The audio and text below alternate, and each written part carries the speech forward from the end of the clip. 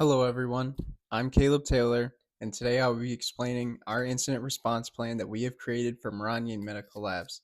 We will go over how to report incidents, we will go over policies that we have created to reduce incidents, and we will also have included some training materials to reduce the likelihood of attacks like phishing emails and such.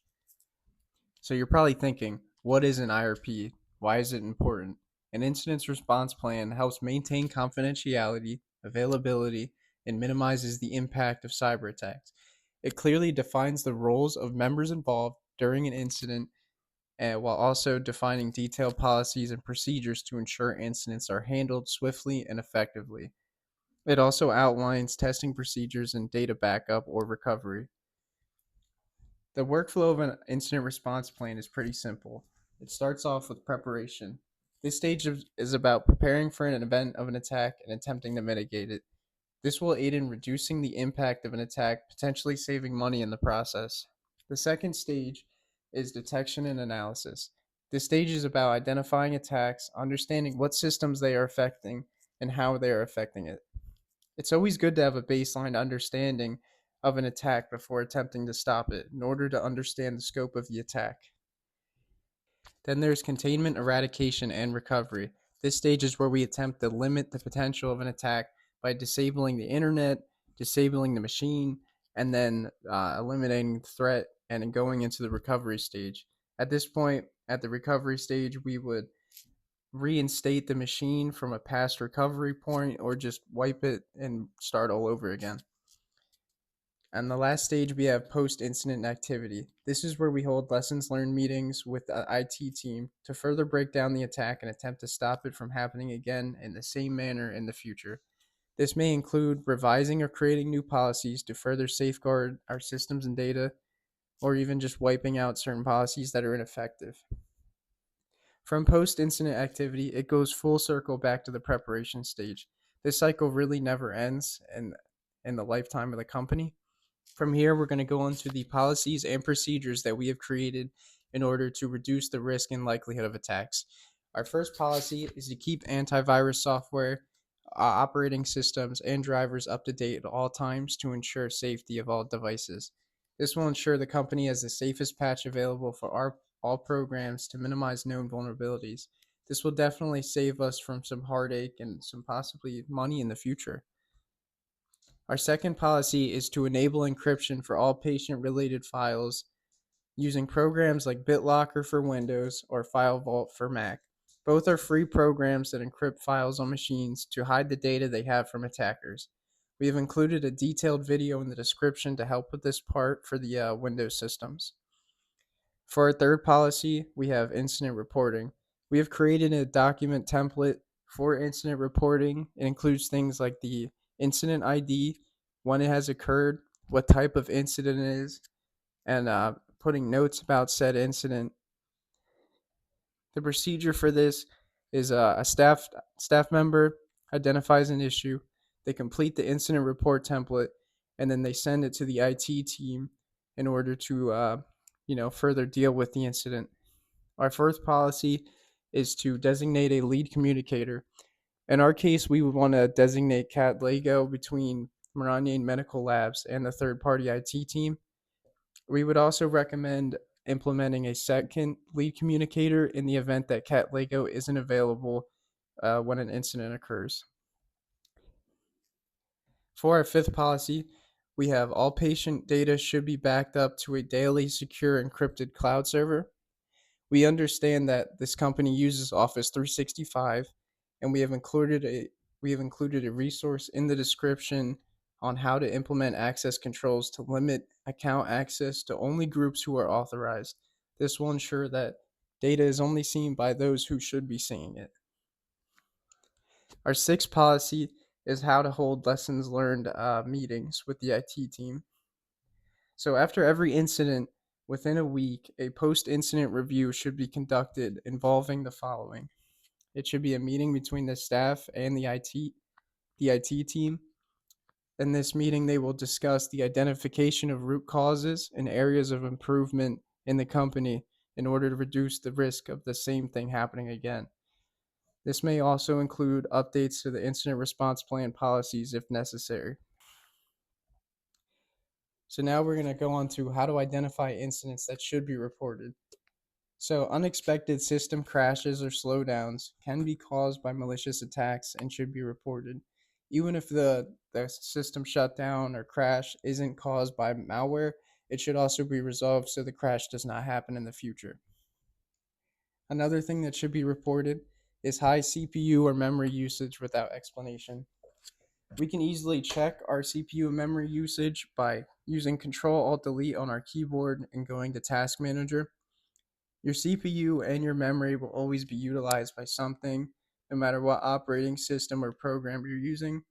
But it's good to check like a baseline with having nothing open and seeing what the percentages are, and then checking it periodically to see in the future if they are at if they're spiking values. This will probably indicate to something using it, and from there we can determine whether or not it's malicious. Another thing we should be looking out for is zero or slow internet access. If the network is fully down, a work phone should be used to immediately contact the IT team for further assistance, and an incident report should be created for this. Another thing we should really be looking out for is if privileges are being changed on the Office 365 work network, or even if user access is knocked down from administrator on a work machine, such as the laptops. This can directly indicate to an attack and should be reported to the IT team immediately. This can also include new accounts being created in Office 365 without explanation. If this happens, this should immediately be reported so the accounts can be deleted and the network or work account stuff can be resecured again. Frequent failed login attempts are also something that we see quite commonly in businesses. The attackers are able to use programs to brute force account credentials, which is it happens pretty frequently. We have documentation in our project on how to implement multi-factor authentication to attempt to limit the risk of this type of attack from happening. Another thing we should look out for is do programs showing up on work laptops that we do not remember installing. This can be a direct indicator of malware and should immediately be reported and attempt to delete the programs from further spreading. We're going to have a quick demonstration on how to identify devices on the network and get like a baseline of all the devices such as the routers, computers, phones, and then from there we can check whether or not if new devices are being added to the network without notice. This would be a direct indicator of someone being in the network, and we should do something about that. For this demonstration, I want to quickly go over how to look at Task Manager things. So with Task Manager, we're able to see our CPU, memory performance, our disk performance, and it shows it all right here in a simple little layout. So for our baseline for our computers, so mine here, I'll see it's at like 7 to 10%. I would document that. And then for my memory, I would see that 63% is already in use. I would also document that. So this is our baseline for our computer. That if anything is spiking, we see like CPU or memory at 100% when we're not doing anything. This would be an indicator of a program that could be malicious using our computer's resources. This is something to look out for. Another thing I want to show is in command prompt. This will be for getting a baseline of our devices connected on our network. So what you're going to want to do is ARP/A, just like that. And then we'll see each thing listed here with an IP address is a device connected to my network. So when we do this for the company, we're going to want to look at this. We're going to want to write down all the devices we see on the network, and that's our baseline. Anytime we add a device, we want to document that device and its IP that's added to our document, and then we can use that as our baseline. We can use this baseline to notice if any new things are connected to the network, and then we can report this to the IT team as needed. So that's all for this demonstration. Thank you for your time. For some real world context, small healthcare organizations like Moranye face unique challenges. Limited access to a proper IT team and reliance on laptops can create many vulnerabilities. There is a glaring issue that we have. We have identified a single point of failure with no on site IT team and only having the third party IT team. So, with this being the case, quick and effective communication with a third party IT team and keeping systems up to date is essential for Moranian Medical Labs and its continuity alongside the safety of its patients and data as well. In closing, I want to emphasize that every staff member plays a critical role in the success of this company.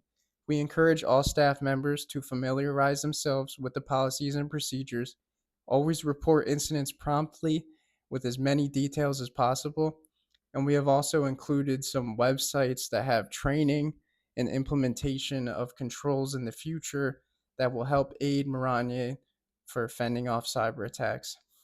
One of them is a phishing box. This is a cybersecurity awareness training site that trains on things like phishing emails and whatnot.